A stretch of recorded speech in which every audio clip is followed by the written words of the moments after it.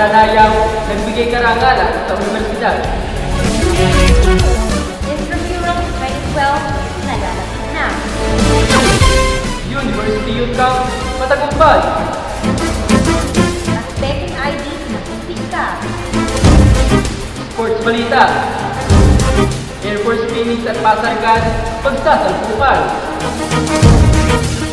Campus Chica, Mr. and Miss Stepdad 2012, kinoronahan na. Yung balita naman, may alam. University Scholars, maganda na. Tuloy-tuloy na nga ang Scholars Week na inorganisa ng kasalukuyang opisyales ng nasabing organisasyon. Magkakaroon ng video gallery, leadership workshop, larong pambata, singing bee, seminar series at eleksyon para sa mga opisyales.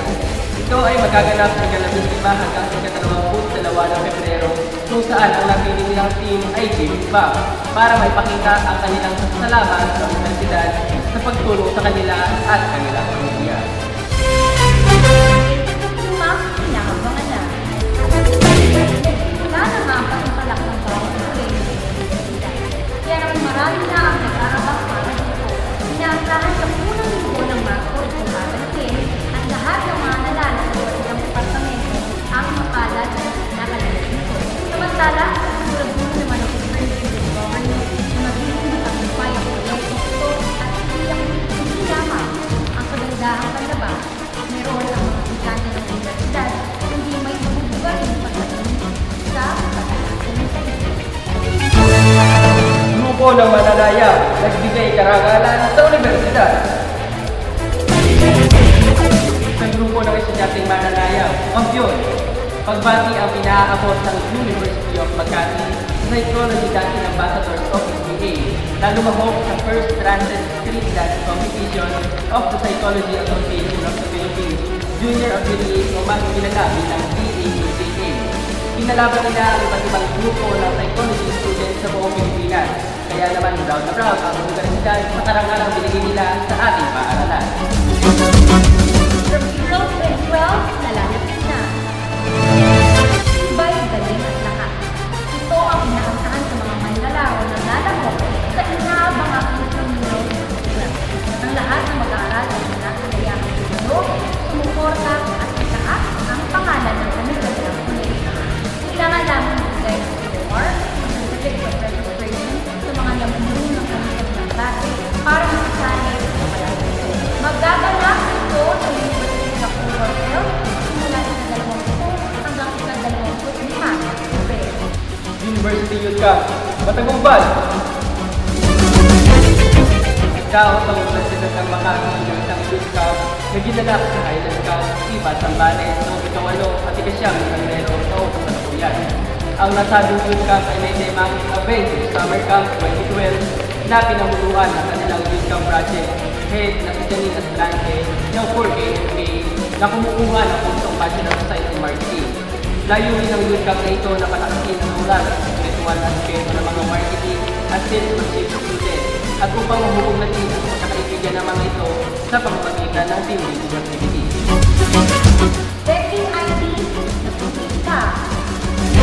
Checking ID, nakumpis ka. Ayon kay member ng Mandola, ito ng mga kwarta ng universidad, meron daw 4 na mag-aaral ang nakakaan ng checking ID. Naritong ibang panayam namin kay Mr. Frank Habida, Head of Department of Attachment Commander of the University.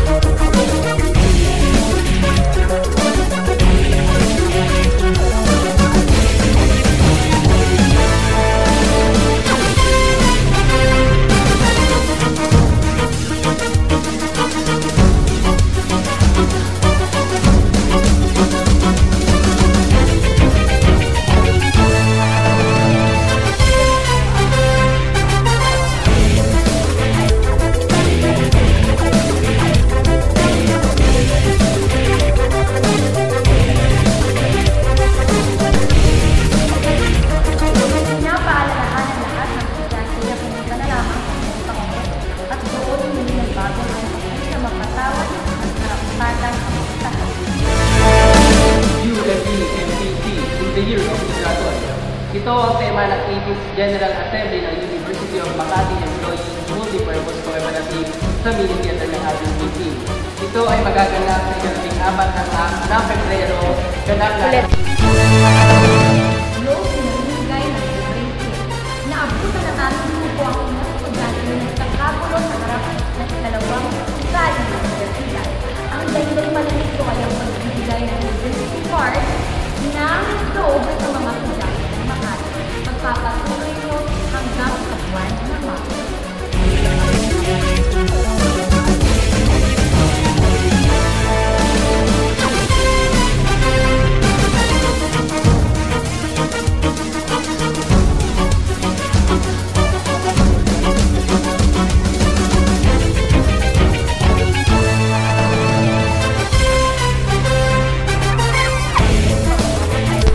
para sa sports balita. Narito si Daphne Francisco.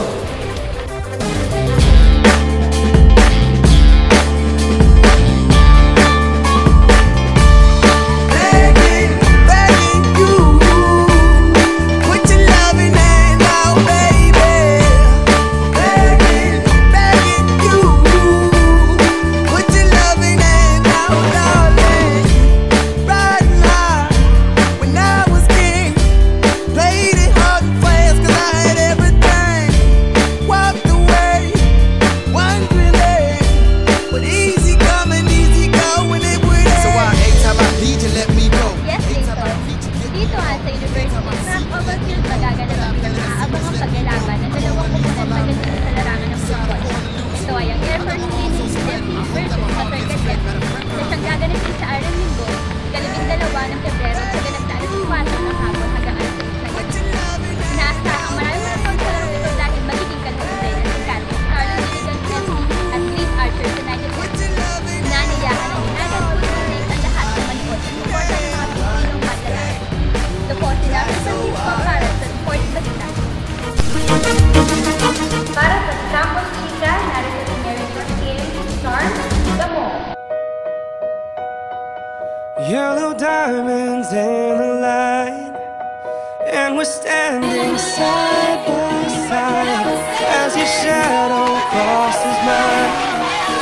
What it takes to come alive. It's the way I'm feeling, I just can't deny. Pinaglalaan sina Jamie Lou Garrido at A. Geraldine siya bilang Mr. and Miss Septa 2012 sa tema nitong Search. Ang nasabing patimpalak ay ginanap sa main theater ng Universidad ng Makati noong ika-7 ng Pebrero taong kasalukuyan. Naglaban-laban ng 5 nagkikisigang lalaki at 5 naggagandahang babae mula sa Center for Performing and Digital Arts o CEDNA. Nag-second runner-up sila Christine J. Buenaobra at Angelo Deo Isla. First runner-up naman sila Jeb Hobson at Axel A. Albao. Nakuha naman nila Randall Bert Cortez at Clint Gerald Insha ang isa sa mga minor awards na Mr. and Miss Photogenic. Nakuha din ang bagong hiram na Mr. and Miss Septa ang Best in Swimwear. Best in Ravewear naman sila Axel A. Albao at Jamie Lou Garrido. Nakuha din ang second runner-up na sina Christine J.